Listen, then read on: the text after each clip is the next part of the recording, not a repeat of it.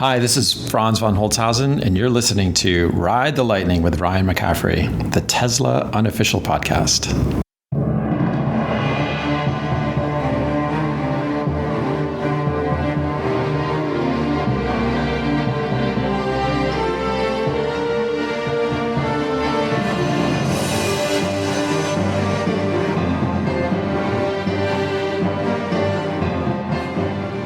All right, how about that with the Franz von Holzhausen throw-in to start the podcast?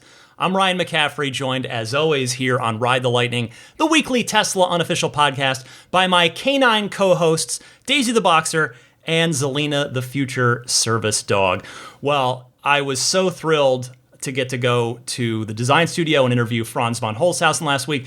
And at the end, when he was nice enough to record that little, I guess for lack of a better term, station ID, a little promo, I was just over the moon. We recorded it and then I was out the door. And so when I was sitting in the airport waiting for my flight home, I listened back to it and I just got this huge smile on my face. I mean, how cool is that? That is just the most fun thing. I'm so grateful to Franz for his hospitality and for doing that little promo. That was awesome. I hope all of you enjoyed last week's big interview with Franz. It's basically impossible to top that unless I had Elon Musk on this week, which, spoiler alert, I don't. I'm sorry, but I've still got a fun podcast for you. There is plenty to talk about, so I will be doing lots of Tesla news for you here on this week's podcast. Plus, your phone calls in the Ride the Lightning hotline are coming up as well. I want to thank all of you for sending in a lot of kind words about the Franz interview, and for all of you backing me on Patreon at the ludicrous tier of the Patreon or higher.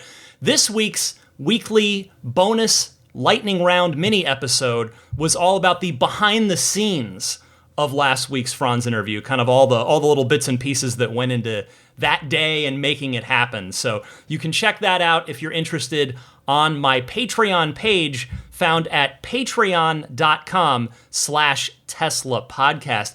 And though I won't be topping the Franz interview from last week on this show, next week is nevertheless a big episode. So if you're new to the podcast, if you're coming back because you did listen to the podcast for the first time last week and you enjoyed it enough to give it another try, number one, thank you. I hope to earn your time and attention.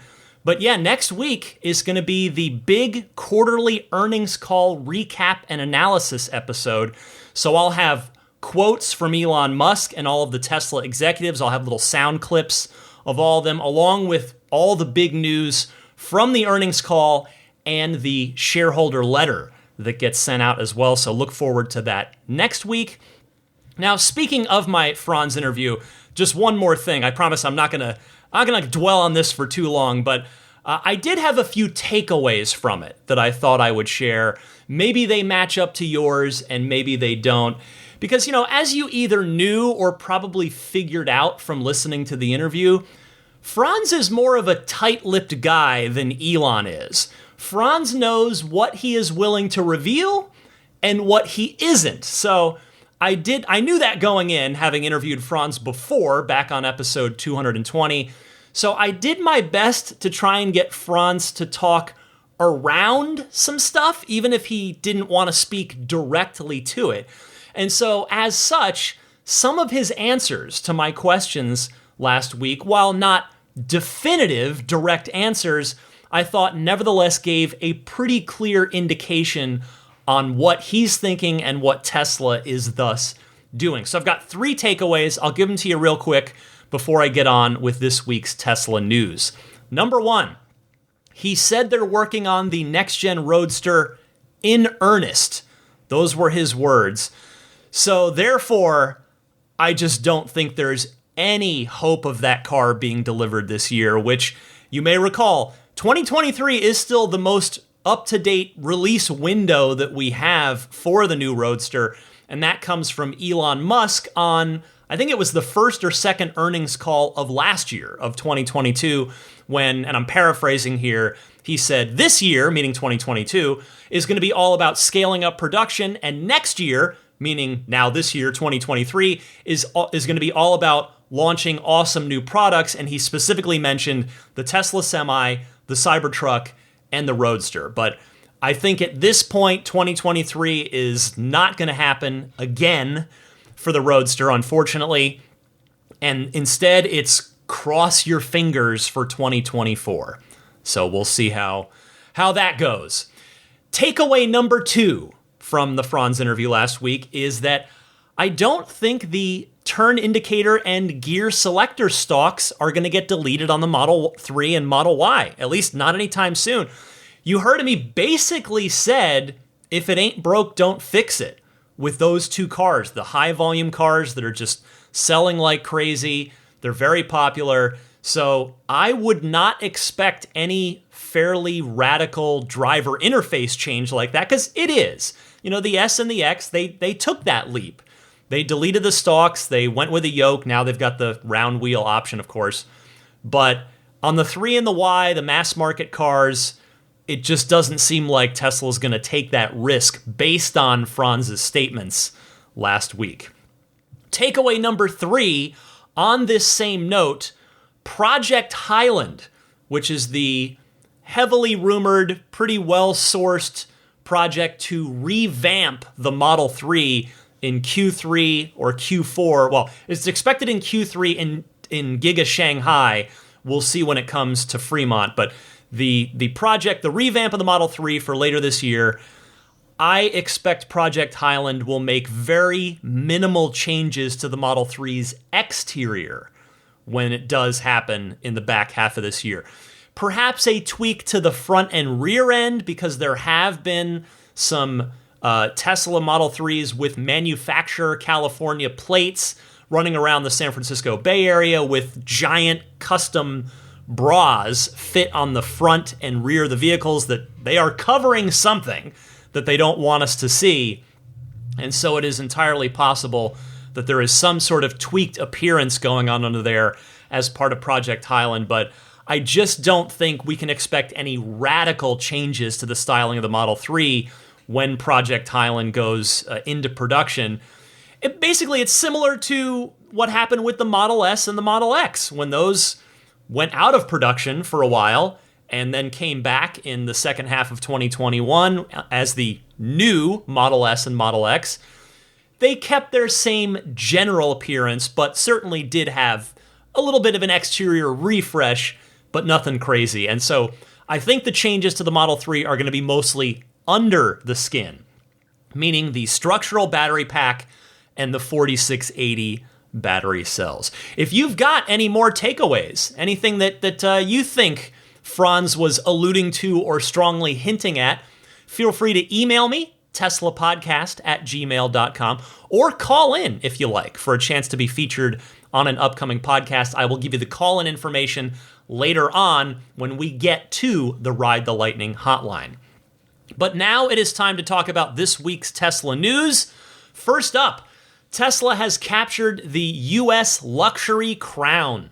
An American automaker wears the U.S. luxury sales crown for the first time in nearly a quarter century, says Automotive News, which is paywalled, so I read the write-up, the summary from Teslarati, so I will tip my cap to both here. Teslarati writing, this was the first time a U.S. automaker has held this title in almost 25 years. In 2021, Tesla was bested by only 23,244 vehicles, but in 2022, Tesla led by 156,612 vehicles per Automotive News. Estimates from the Automotive News Research and Data Center found that Tesla sold over 491,000 cars in the US in 2022, which is up by 44%, crossing 1 million deliveries globally. Luxury sales in the US dropped in 2022, and the broader market dropped around 8%. Despite the drops, U.S. vehicle registration data showed that Tesla had a 124,786 vehicle lead over its nearest luxury competitor through October. Tyson Jominy, vice president of data and analytics at J.D. Power, told Automotive News that luxury buyers want EVs, but the only one that sells only EVs is now the sales leader. Quote, if you want to be at the top of the luxury segment, you've got to beat Tesla, and you've got to do it with EVs, he said. So thank you to Teslarati and Automotive News there. If you've been listening to the podcast for a while, you may remember how I used to often talk about Tesla eating the competition's lunch. First, the Model S came along and ate the competition's lunch, stealing sales from the likes of the Mercedes S-Class, BMW 7 Series, and the Audi A8. Then the Model 3 came in and absolutely scarfed down the lunches of the BMW 3 Series, the Mercedes C-Class, and the Audi A4, among others. And now, the Model Y has come in and basically wrecked everyone in the crossover SUV category, whether they're an internal combustion engine car or an EV. I mean, this day was inevitable. It was only a matter of time when Tesla would become the number one selling luxury brand in the US. The article didn't specify here, but I'm going to solidly guess, that the last US company to do it almost 25 years ago that they mentioned, it must have been Cadillac, right? Because I don't know who else it would have been back in the late 90s, which, number one, the fact that the late 90s was 25 years ago makes me feel very old, because that's when I was in high school and college. Anyway, it had to have been Cadillac, right? Because it wouldn't have been Lincoln back then. Must have been Cadillac.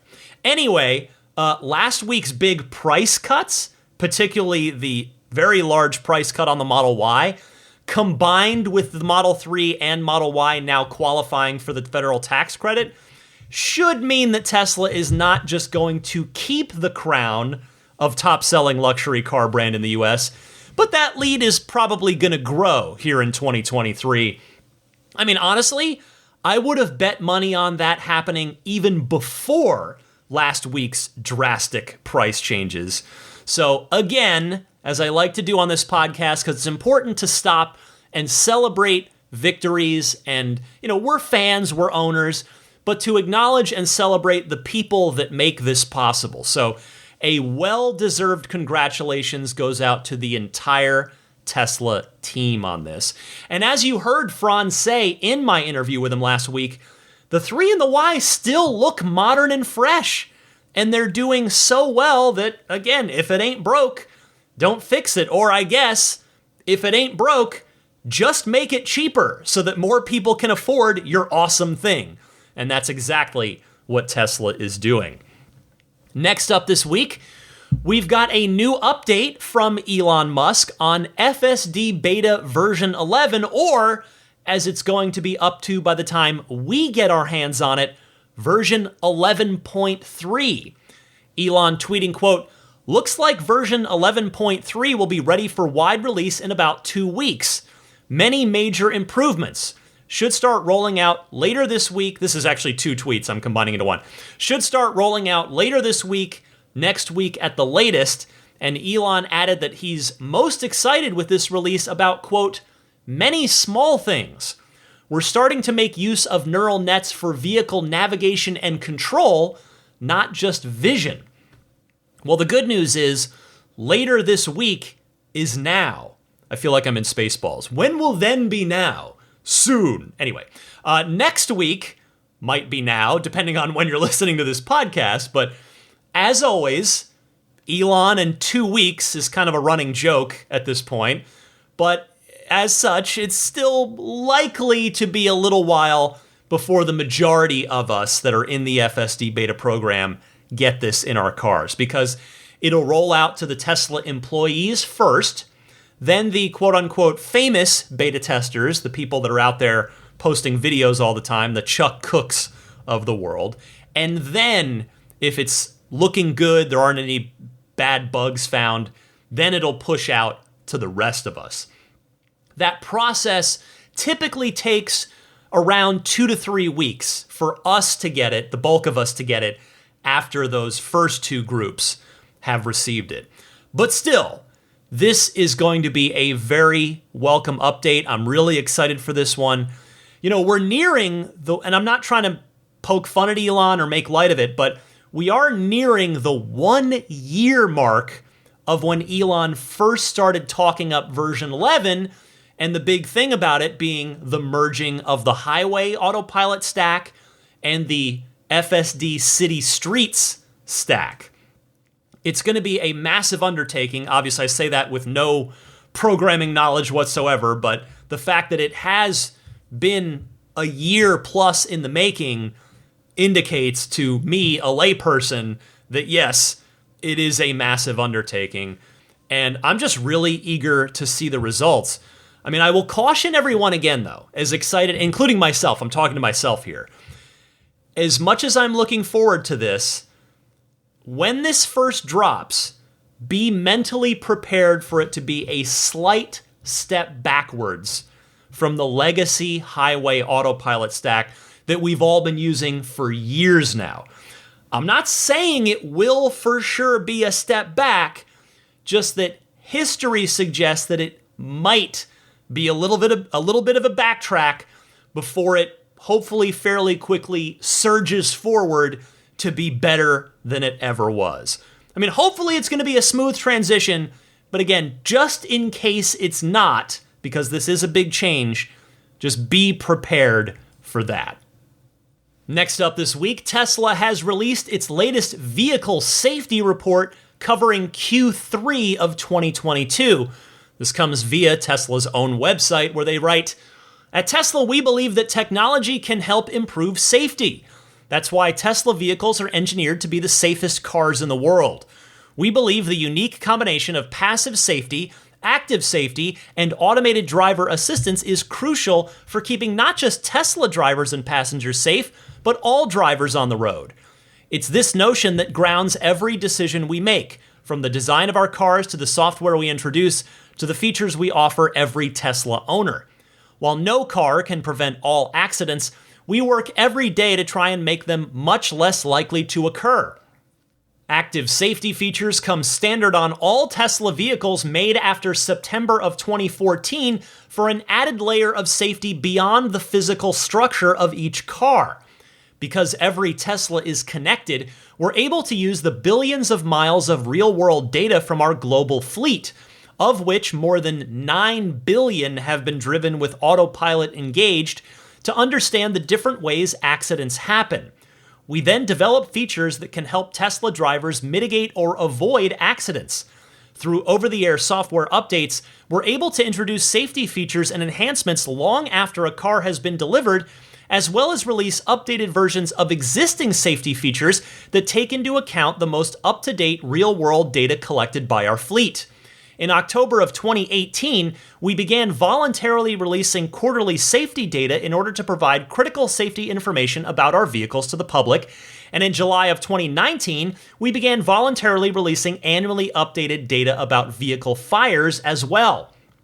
Accident rates among all vehicles on the road can vary from quarter to quarter and can be affected by seasonality, like reduced daylight and inclement weather conditions. So that is the intro. Now, for Q3 2022, Tesla says in the third quarter, we recorded one crash for every 6.26 million miles driven in which drivers were using autopilot technology. For drivers who were not using autopilot technology, we recorded one crash for every 1.71 million miles driven. By comparison, the most recent data available from NHTSA and FHWA from 2021 shows that in the United States, there was an automobile crash approximately every 652,000 miles. So there you have it. Virtually a 10x difference in safety between other vehicles on the road and Teslas using autopilot. And over a 3x difference between a Tesla using autopilot and a Tesla not using autopilot.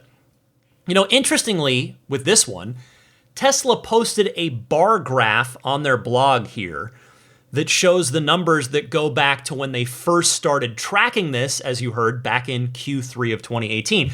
So they've got 4 years of data now, and if you look at this graph, while you can see fluctuations in it from quarter to quarter, the overall line just keeps pushing further out from the y-axis, and that means the autopilot number continues to get better and better over time, which is awesome. I mean, that's their plan is working. Their data is yielding not just good data, but data they can take action on, which is so cool. Now, on this note, I am very glad that Tesla's been including basic autopilot on every car. Even the base Model 3, since now early 2019, or about exactly the past 3-4 years. Because if you're newer to Tesla, you might not know that every Tesla did not used to come with the car. Every Tesla, let me try that again. Basic autopilot did not used to come with every Tesla.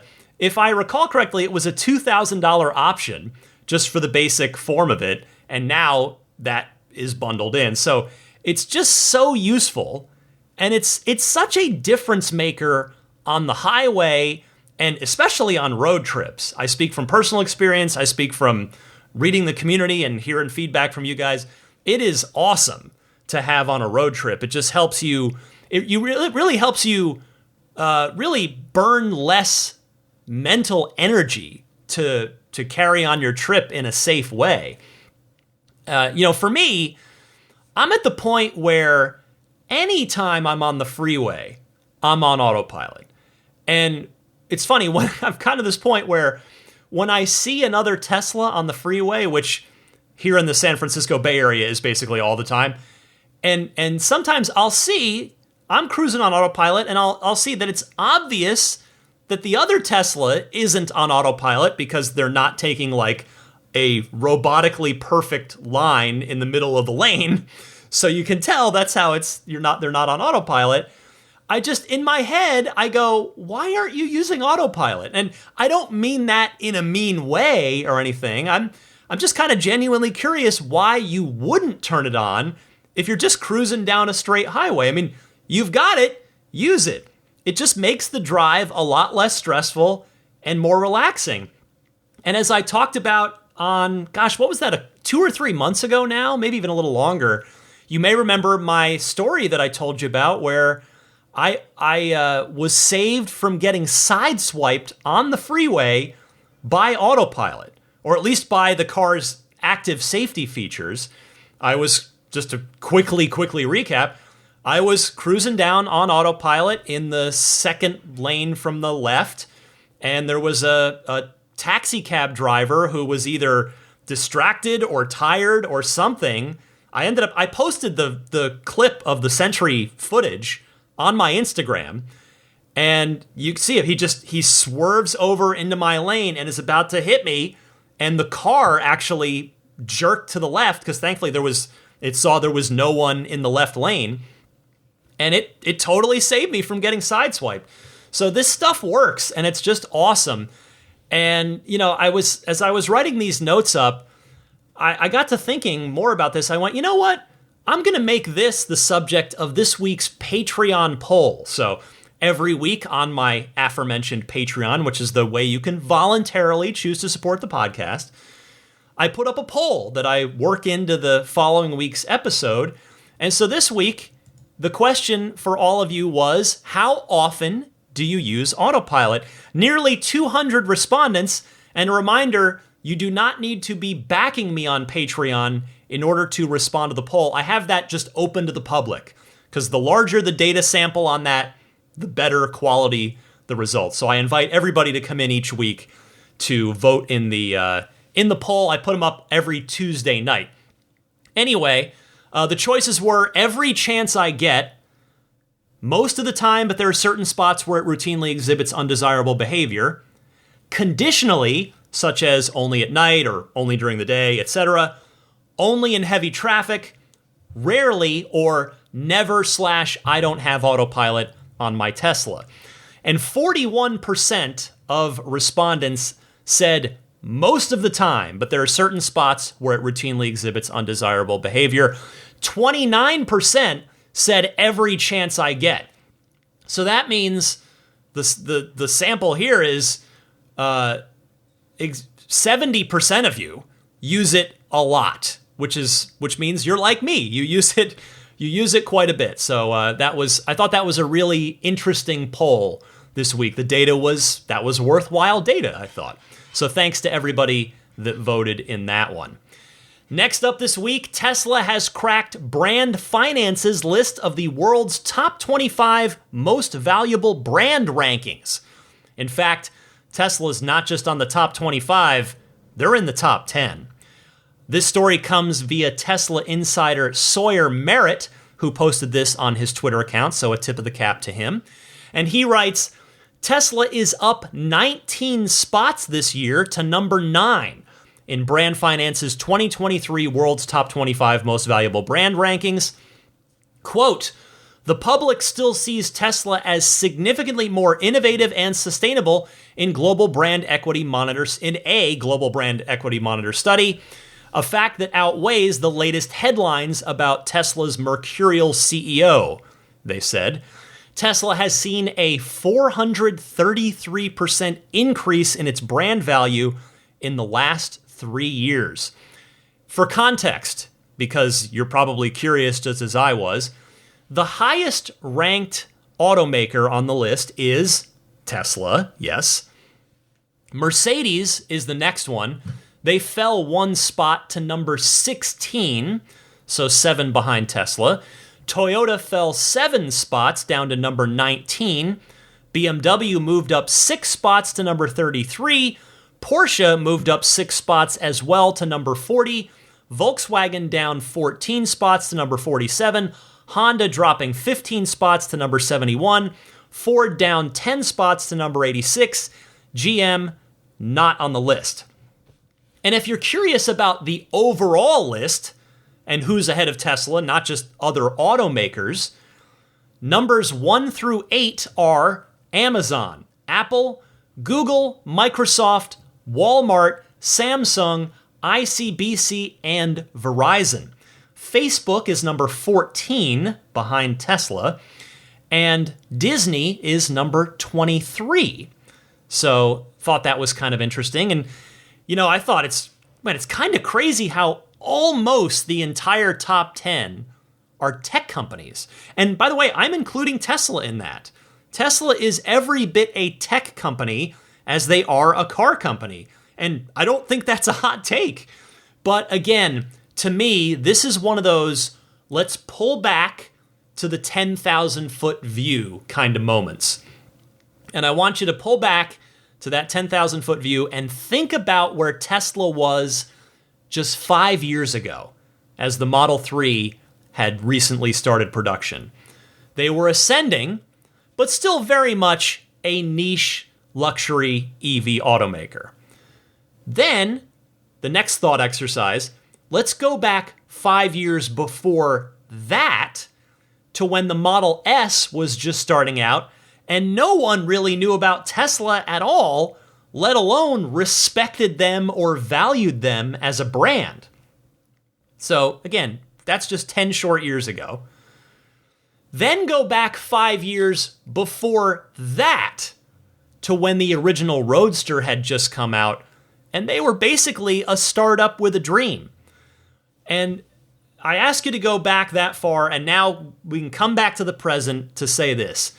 What Tesla has done over the past 15 years is downright remarkable by any standard, be it financial success, brand success, as this ranking attests to, and product lineup.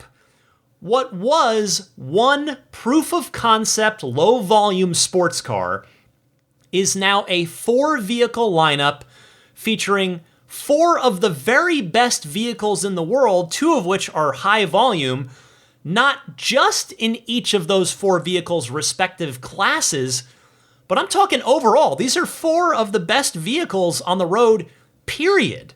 Certainly in terms of safety, in terms of efficiency, in terms of performance. I mean, a lot of different metrics. And now the sales are starting to reflect that as well. And the Cybertruck is the next one out, which, while polarizing by nature with regard to its design, the Cybertruck has the potential to seriously disrupt the massively popular pickup truck segment. So the future remains bright for Tesla. And in fact, it would not surprise me to see Tesla move up this brand ranking list some more by next year after the Cybertruck has come out. I mean, I could see them passing Verizon, ICBC, and maybe even Samsung. I think those three are in play. Passing Walmart might be a tougher task, let alone the rest of that top five, but this is still a mighty impressive showing by Tesla, with, again, that future outlook being even brighter. Finally this week, if you're a Reddit user, as I am, you may be familiar with the subreddit Not the Onion. It is a forum where people post real-life news stories that sound like they were ripped straight from the pages of the satirical fake news site that we know as The Onion.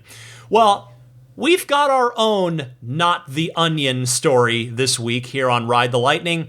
It comes from the state of Wyoming, which wants to phase out sales of EVs by 2035 to, quote, ensure the stability, end quote, of the oil and gas industry. Yes, you did hear me correctly. Not phase out the sale of internal combustion engine vehicles, but phase out the sale of electric vehicles. One more tip of the cap to Teslarati, which is where I saw this news story, and they wrote, the state of Wyoming is considering phasing out the sales of electric vehicles by 2035 to, quote, ensure the stability of its oil and gas industry. Senators Jim Anderson, Brian Boner, Ed Cooper, Dan Dockstader, Representatives Donald Burkhart Jr., and Bill Henderson sponsored the bill SJ 0004. In the bill, the group of politicians claimed that oil and gas production has been one of the state's proud and valued industries, creating, quote, countless jobs and contributing, quote, revenues to the state of Wyoming throughout the state's history, end quote. The group also based their worries on a lack of EV charging infrastructure, which would, quote, make the widespread use of electric vehicles impracticable, is that a word, for the state, end quote. The bill praises gas-powered vehicles for allowing the state's industries and businesses to flourish, and criticizes the use of batteries in electric vehicles due to the critical minerals contained in them. The bill states that the minerals in the batteries are, quote, not easily recyclable or disposable, and claim that municipal landfills in the state would be required to develop safe and responsible disposal solutions for the minerals. The bill then praises the oil and gas industry. It states, quote, now I'm quoting the bill here, quote, the proliferation of electric vehicles at the expense of gas-powered vehicles will have deleterious impacts on Wyoming's communities and will be detrimental to Wyoming's economy and the ability for the country to efficiently engage in commerce. End quote. Yes, they did say country, not state. In 2021, Wyoming ranked 8th nationally in crude oil production, producing over 85 million barrels of crude oil. Well, there was the kicker right at the end, if you were waiting for it, and it's the fact that they produce a ton of oil. Look, normally I like to keep things enthusiastic and fun here on the podcast. And by the way, let me make it clear, I personally don't have anything against gasoline-powered vehicles. I have no interest in going back to one now that I have my Tesla, but I'm not, the future is EVs, and that's where we're going, whether Wyoming wants us to or not. But I'm not here to just trash internal combustion engine vehicles. But this bill, whether this is a real, actual legitimate effort or just kind of a grandstanding thing, I don't know. But this is flat out ridiculous. Again, I try to keep things enthusiastic and fun here on this podcast, but this one, I had to call this one out because this is bad for Wyoming constituents, and it's bad for the literal state of Wyoming in terms of its air quality and its environment. And the lawmakers, here's what, now maybe, if that's an opinion, if you'd like to disagree with me, sure. But the lawmakers who are proposing this bill are flat out factually wrong with some of their argument. Because, number one, I took a look. There are plenty of superchargers around the highways of Wyoming, just from taking a cursory 30-second look at the tesla.com/supercharger map of superchargers in the state of Wyoming. And the other part that they're factually wrong about is the recyclability of the batteries, because the bulk of any electric vehicle's battery is incredibly recyclable. Look at Tesla co-founder J.B. Straubel's new company, Redwood Materials.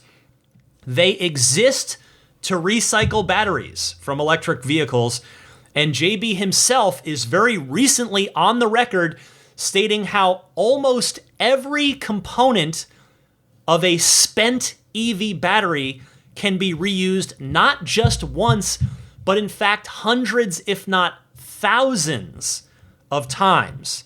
That is how wrong the Wyoming lawmakers are on that aspect of it. And even if we pretend they're not wrong, the reality is that they're going to be swimming upstream against a raging river coming at them in the opposite direction because, as we've talked about on the podcast, California and New York State have already banned the sale of new internal combustion engine vehicles by 2035. Much of Europe has done the same, which means the entire market is shifting and will continue to shift, whether Wyoming lawmakers here in 2023 want it to or not. The fact is, there won't be many cars to sell at dealerships, aka, by the way, small businesses in Wyoming in the year 2035, if these lawmakers are truly serious about trying to keep electric vehicles out of their state. So if you're a Wyoming resident, as always with these things, I politely encourage you to write and I'm going to emphasize this word, respectful note to your state lawmakers to try and educate them on EVs, particularly the recyclability aspect of it, and to politely and respectfully voice your disapproval for this proposed bill. All right. That is everything I've got for you in this week's Tesla news, but there are so many excellent phone calls from you guys lined up in the Ride the Lightning hotline. I will get to those right after this.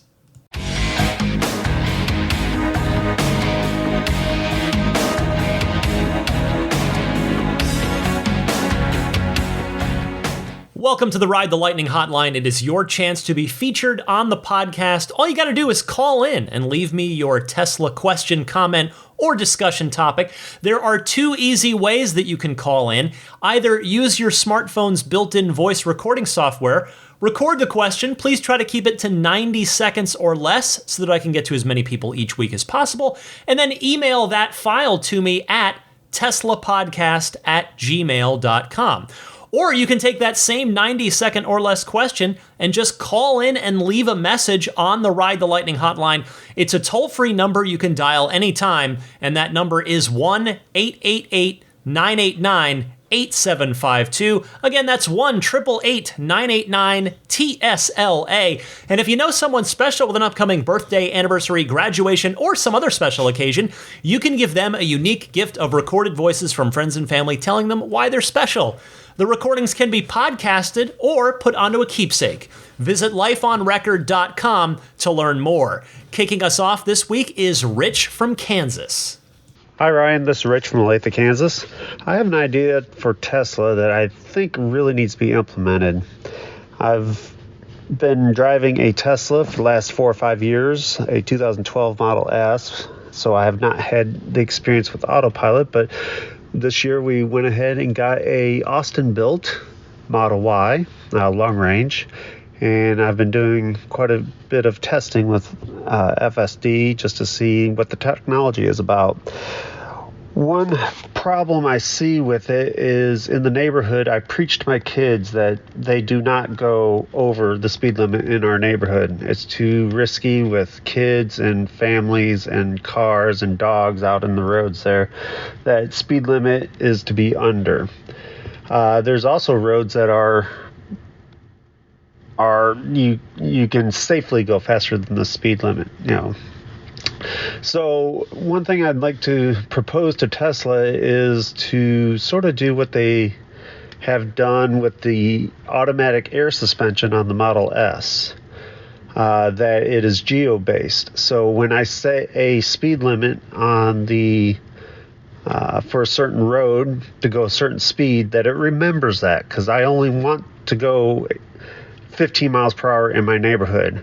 But when I get on the highway, I want to go 5 above the speed limit. And that it will go ahead and remember those settings for each road based on geolocation. It would really help out. It's very frustrating having to change the speed all the time for certain situations. Anyways, just want to put that out there. Big fan of your show. Been listening to it for many, many years. And look forward to hearing your response on this. Thanks, Ryan. Rich, I couldn't agree more on this excellent idea. Tesla can geolocate your folding mirrors, your air suspension if you've got an S or an X, your garage door opener. So theoretically, there's no reason they couldn't also geotag your preferred speed settings in certain roads as well. One area where that would be really useful to me personally is on certain stretches of the freeway here, the speed limit will drop from 65 to 55, but the flow of traffic is always continuously moving as if that speed limit was still 65. My autopilot will drop down, which if I don't remember to catch it right away is something where I worry that the driver behind me will think that I'm brake checking them or worse, and I don't want that. And you give an even better use case with your residential neighborhood example. I'm 100% with you on that. In my humble opinion, there is a time and a place where it's safe to go over the speed limit, but for me, a neighborhood is never it. So, in short, I would love to see Tesla implement this, as always, by way of an option, not a mandatory thing, an option that people can enable if they want to. Rich, thank you very much for your call. Regular caller Brian from Pennsylvania is up next. Hey, Ryan. Brian from Wellington, Pennsylvania. You had commented a couple episodes ago regarding the latest full self-driving update and how you felt it has gone backwards, and I fully agree with that. My car has also gone backwards. There are turns it was used to make, and it won't do them now. And I mean like turns in the road, not turns at a stop sign or anything like that. So that is disappointing. And secondly, going to full self-driving and the inside cabin camera. I'm not sure if this happened in the update or if it's the new car, because I got the update literally the same day I took delivery of the new car. I have noticed the camera in either this car or update is way more sensitive to me holding a cell phone in my hand, where I used to be able to hold my hand with a cell phone kind of by the cup holders and be fine with it. And I could look down here and there, but as long as I was looking forward, the car was fine and wasn't going to holler at me. But I'm finding now, even if I'm just holding the cell phone in my hand by the cup holders and I'm looking for it, the car freaks out and has a fit and tells me to pay attention. I'm like, I am paying attention. But it's really, really annoying, and to the point now where I just take the car out of full self-driving, and I'm finding I'm not really even using full self-driving as much because the camera is constantly yelling at. Even when I don't have a phone in my hand, the camera is hollering at me to pay attention. I'm like, I look down at the screen to skip the next track or something like that, or to look at directions, and it really is just being a total pain in the donkey. Anyhow, have a great day, and thanks. Thanks as always for your call, Brian. I wonder if Tesla has maybe updated the in-cabin camera with a better one since my 2018 car, because I'll tell you, you are not the first person to talk about getting yelled at by your car a lot to keep your eyes on the road when you're using the FSD beta. Whereas me in my 2018 Model 3, I've been yelled at. I remember the number because it's a low number. It happened once, ever. And I was absolutely guilty. I was at a stoplight. I was at a red light, and I was staring at the screen, futzing around with something on the screen for a while, and it said, hey, keep your eyes on the road. And I've been lucky enough to have FSD beta for over a year now, which means like my sample size is pretty large, and that's the one and only time that I've ever been yelled at by the system to keep my eyes on the road. I wonder if there's an A/B test that we could do, Brian. Maybe if we compared screenshots from our dog mode cabin views on the Tesla app.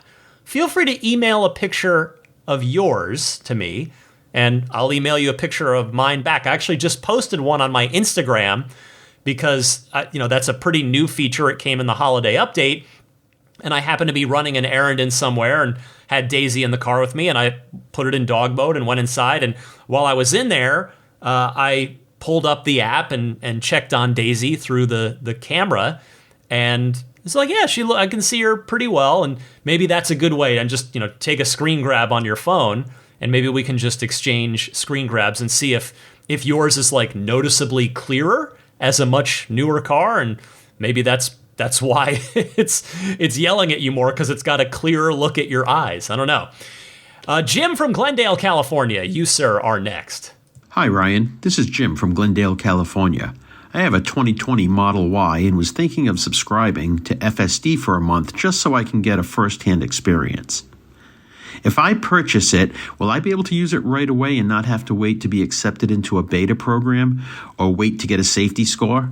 Thanks so much and Happy New Year. Hi, Jim. Well, the answer to this used to be no or it depends. But as of now, the answer is yes, since the beta is open to anyone with FSD who requests it. However, there's one exception that I'm aware of, and that is your car can't go backwards on software builds, and the FSD beta does lag behind the regular production software releases.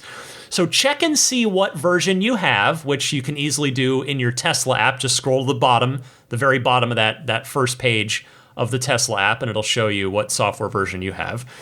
And if it's later than 2022.44.25.5, then you will not get it right away.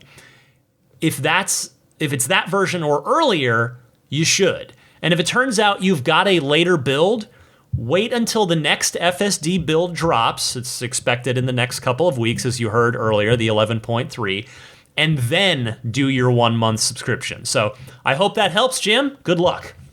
Next is Alan from Waco, Texas. Hey, this is Alan from Waco, Texas. I like your show. I find it informative.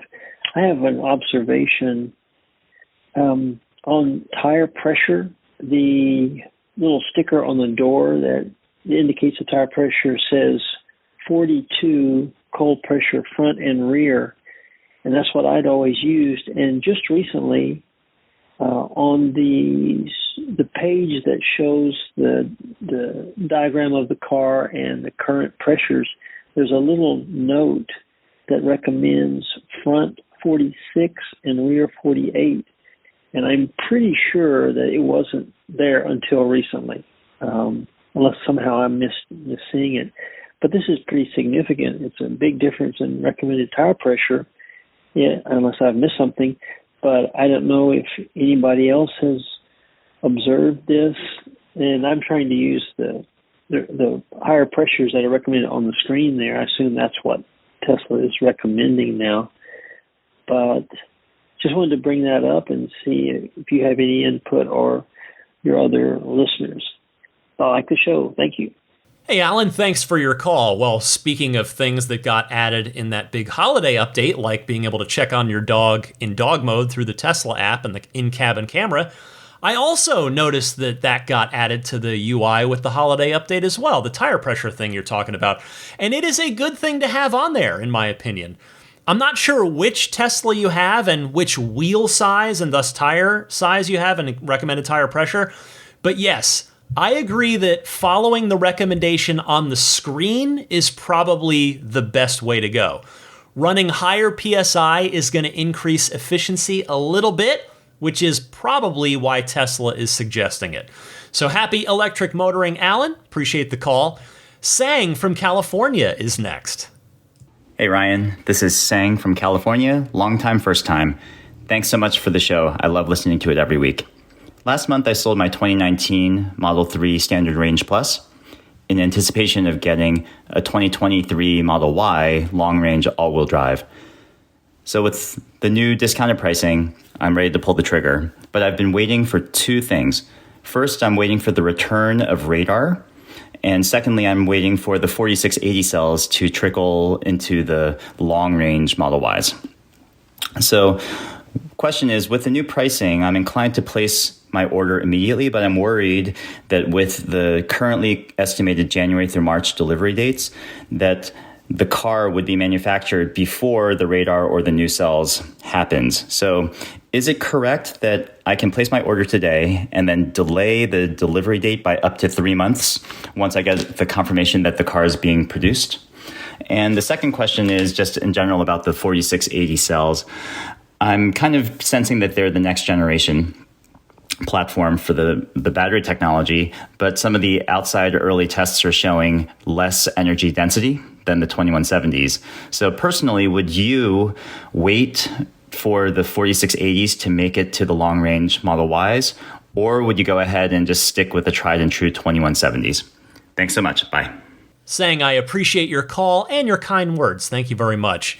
You heard me last week after the Franz interview give my big word of caution, which does apply here as well. That is Autopilot Hardware 4. That is what's worth waiting for if you don't need the car right away. Hardware 4 will, based on everything that's leaked, everything we can be reasonably certain of, Hardware 4 will have the HD radar in it.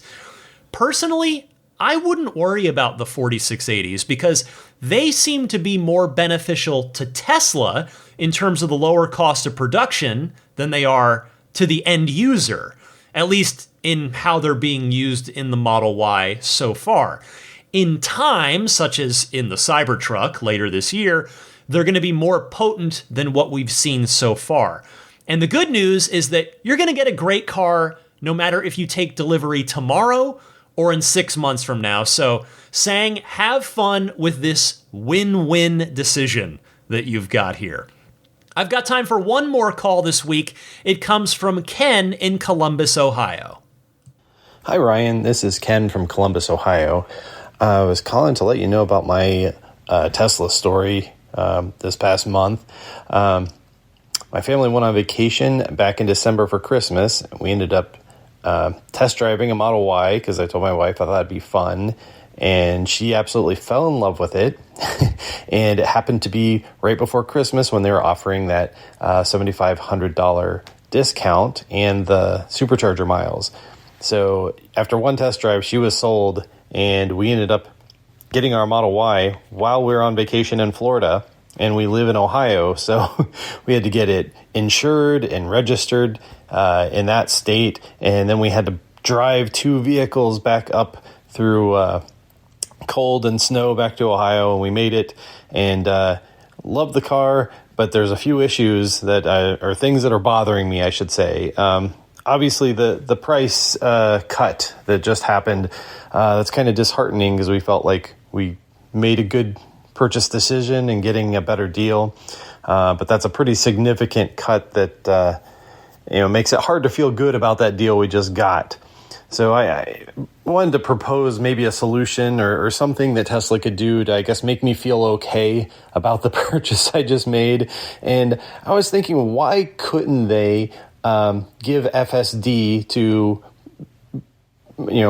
buyers that just recently bought a vehicle before that price cut, because that really wouldn't cost Tesla anything on their end, and it would be a really good act of goodwill and just make me feel good about my purchase again, because I felt really good about it, and now it's kind of hard to have that same feeling at the moment.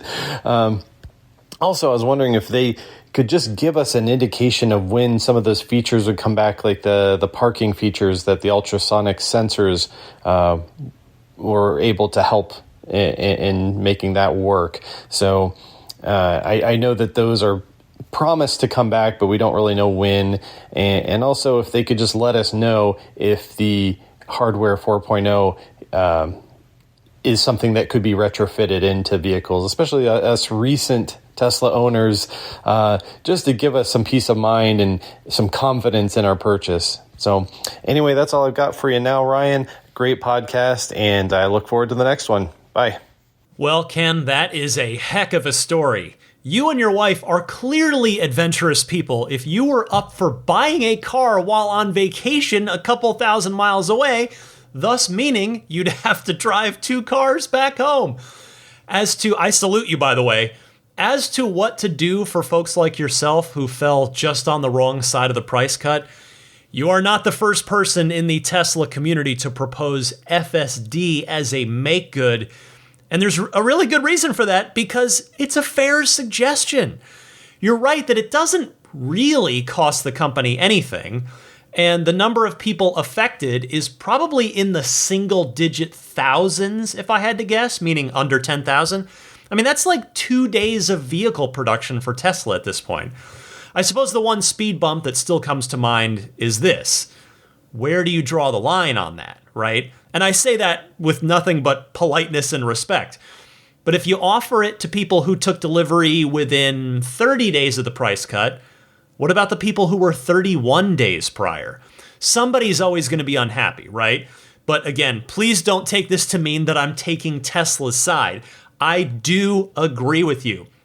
And I think FSD, or at least enhanced autopilot, is a fair make good in this situation. We'll see if Tesla decides to act. We've got the earnings call coming up next week. Maybe they'll see it in their hearts to announce something on there. Thank you very much for your call. Thanks to everybody who called in. I have more calls lined up, but just do not have enough time to get to them on this week's podcast. I think it's important to be respectful of your time.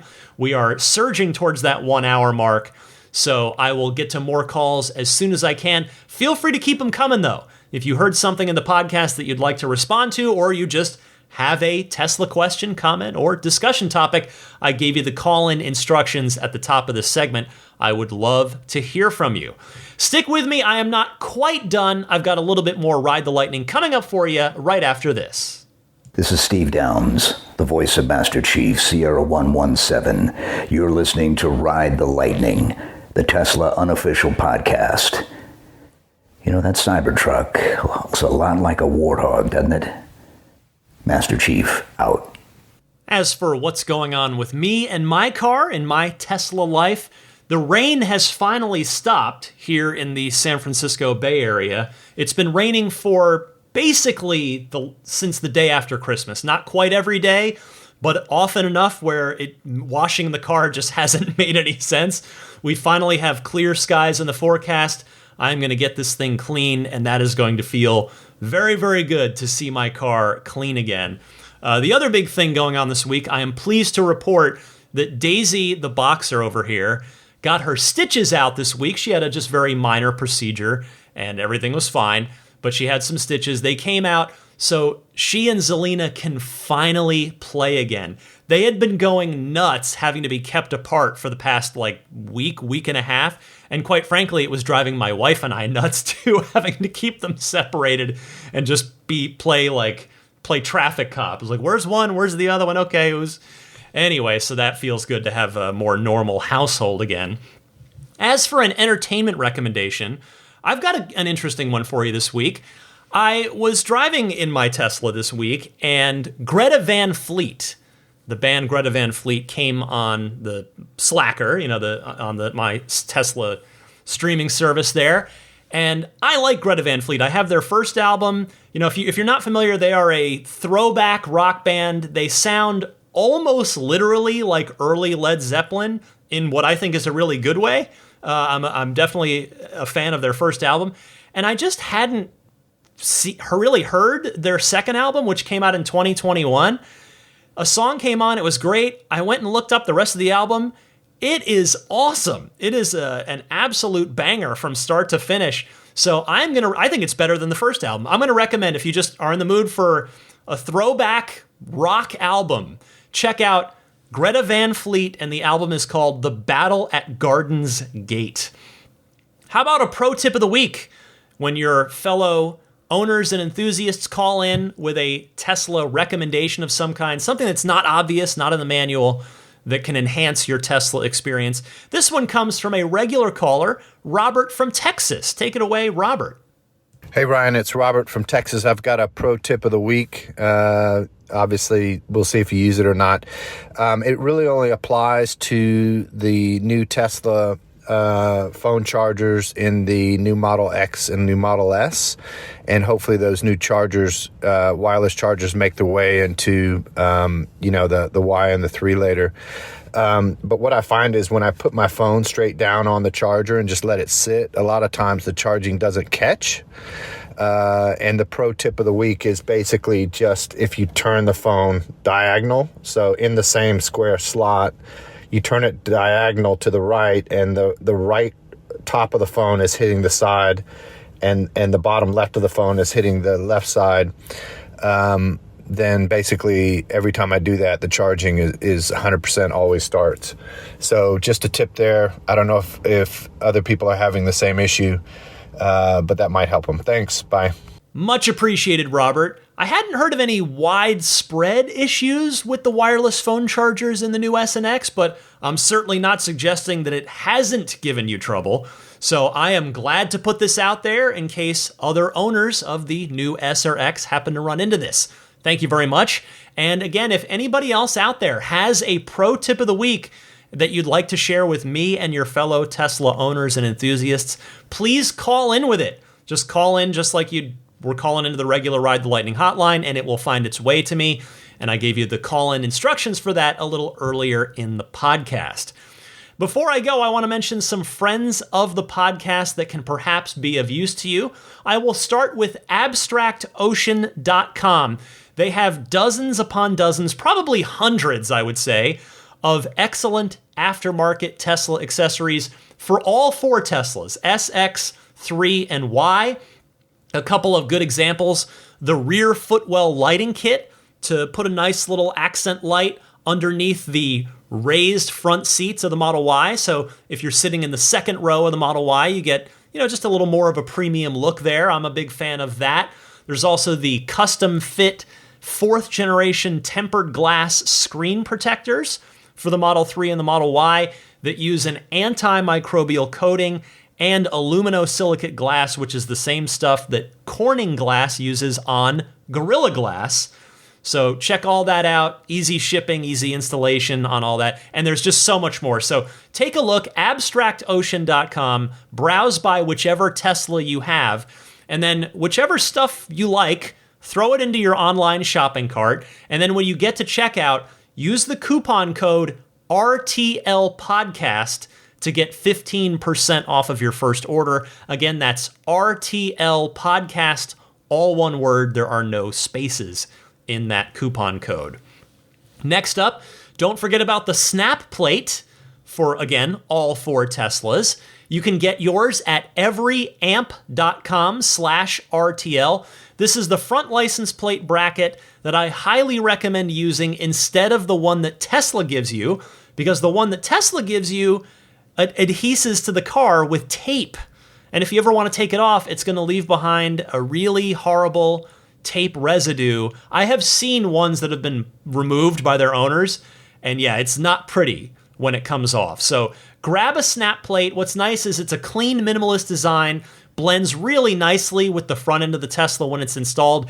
And if you do choose to remove it, it leaves no unsightly hardware or anything else behind when it's removed. Make those fix-it tickets go away for those of you who, like me, hate having to use a front license plate, but maybe you have to from the law of your state. So again, the website there to get yours is everyamp.com/RTL.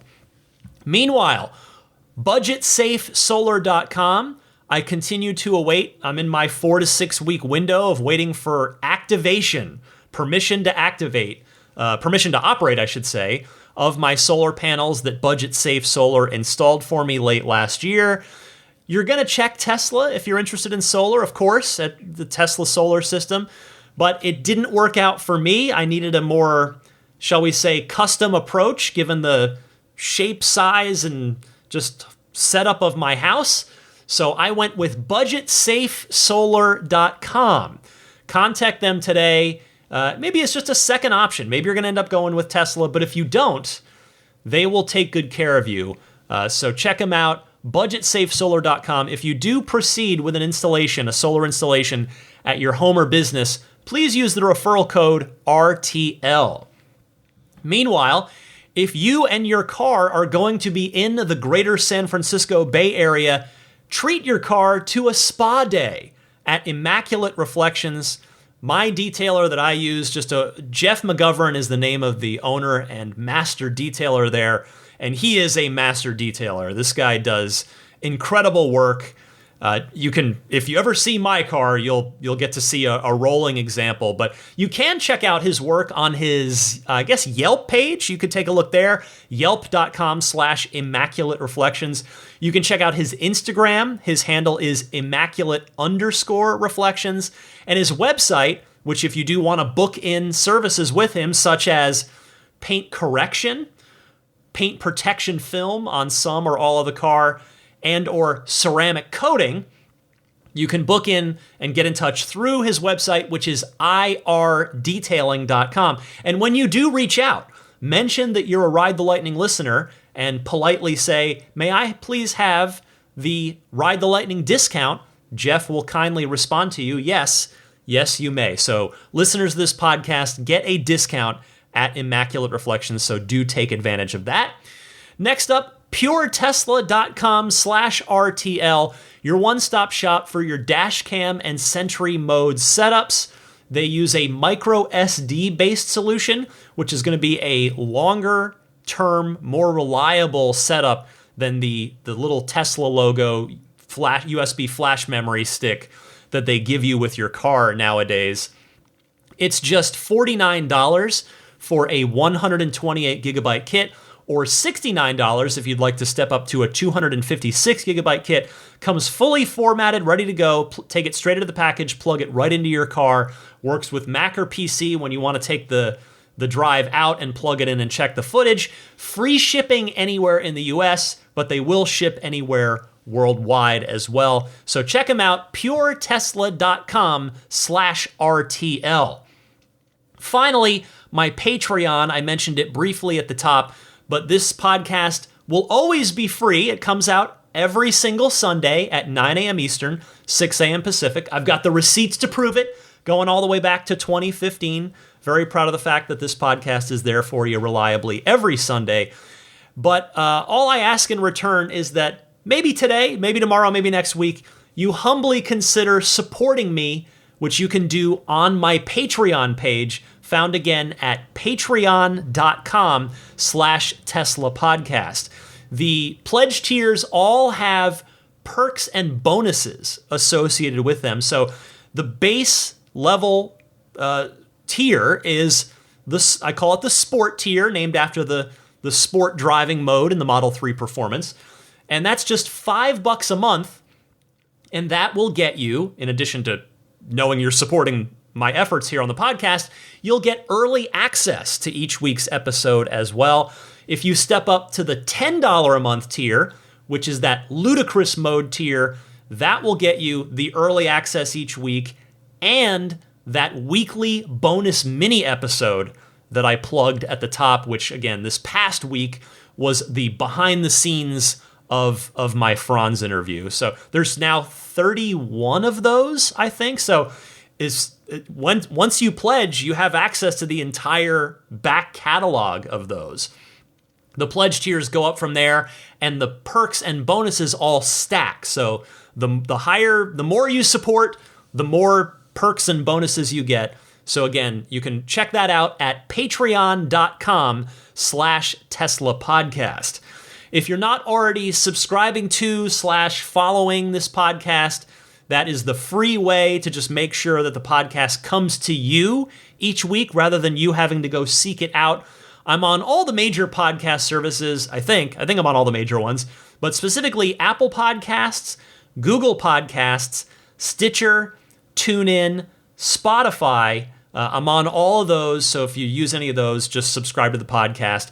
I'm also on YouTube in audio-only format, but if just YouTube is an easy place for you to listen to it while you've got a YouTube tab open on your browser, go for it. You can just search Ride the Lightning Tesla, and you should find my channel very easily that way where you can subscribe. Email me anytime, teslapodcast@gmail.com. I'm on Twitter and Instagram with the same handle on both of those social media sites. The handle is DMC_Ryan, because of course, as you heard plenty of last week, I used to own a DeLorean for a long time, and that was a very special period of my automotive and just general life. And I'm looking forward to getting a Cybertruck to continue the stainless steel adventure. Anyway, with that, let me just say hello and thank you to the higher tier Patreon backers. One of their perks is getting a shout out / thank you each and every week. So I will start with the maximum plaid backers. Thank you so much to Jonathan Wales, Cameron Clark, Daniel Grummer, Seth Capello, Nick and Tony, the Galpin family, Ryan from Las Vegas, Darren Nickel, Kaz Barnes, Brett Libano, Patrick Wisniewski, Gil Cabrera, Watley, Eric Brown, Mark Eversole, Todd Badger, Joe Edgel, Kevin Yank, the Tesla Owners Club of San Joaquin Valley, Michael Williams, Will Stedman, Mait Suaru, Derek Nesselrote, Justin Perez, Jeremy Harris, Chris Beach, Tom Mills, Alex Brem, Tyler Smith, Corey O'Donnell, Scott Gillis, Aaron, John Cody, Andre Kent, Joel Sapp, Kim Bay, Paul Casarino, Richard Corley, Chris Osborne, KB, We Drive Tesla EV Luxury Car Rental in Oahu, HaloBengals.com, Chris Pratt, Ken Epstein, Doug Carey, James Gregory, and Adam Lavoie. Thank you as well to the Roadster in Space tier backers who get a one-on-one hangout with me each month if they elect to choose it, in addition to all of the other perks and bonuses on the Patreon. So thank you so much to Pete White, Lyle Austin, Steve Radspinner, Fernando Cordero, Lawton from Chicago, Sean Neidig, Neil Weaver, Jackson Wallace, Rolf and Jennifer Evers, Howard Anthony Smith, Victoria Iacovetto, Tesla Hitchhiker 42, and Carol Weston.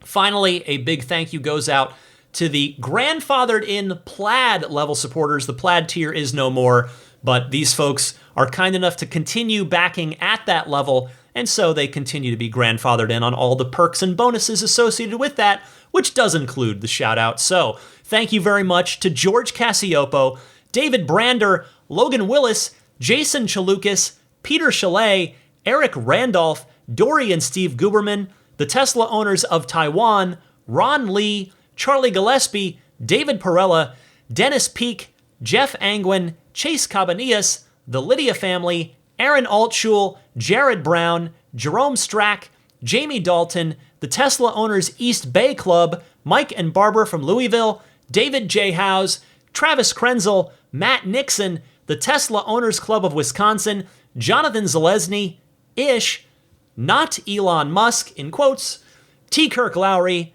Peter, and the Bear Boys of Colorado.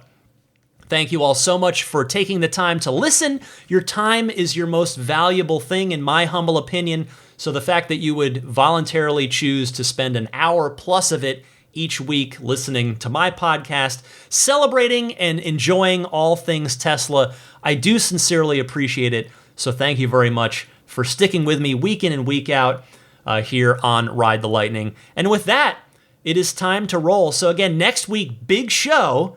It is going to be that quarterly earnings call recap and analysis. I'll do my usual thing with that, which it's always a scramble because the earnings call is on Wednesday and I record late Friday night. So and I'm actually going to be on a business trip on Thursday. So I'm going to make it. It'll be fine. We're going to get there. But it's always worth it because the earnings calls are just so chock full of good information, good quotes from Elon and the executive team, and they're just always fun to maybe not it's not as fun to put together just because it's a little stressful, but it's fun when I get done with it and I'm like going to feel like, okay, I made something hopefully that's worthwhile to people. So anyway, look forward to that next week. And in the meantime, happy electric motoring, my friends. I'm Ryan McCaffrey for a snoozing Daisy the Boxer and a snoozing Zelina the Future Service Dog. I'll see you next week.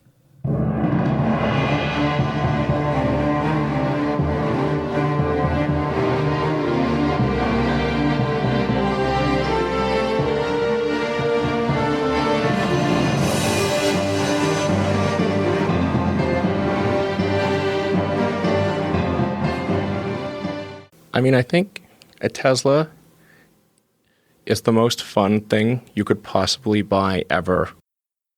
That's what it's meant to be. Our goal is to make it's not exactly a car. It's actually a thing to maximize enjoyment. It's maximum fun.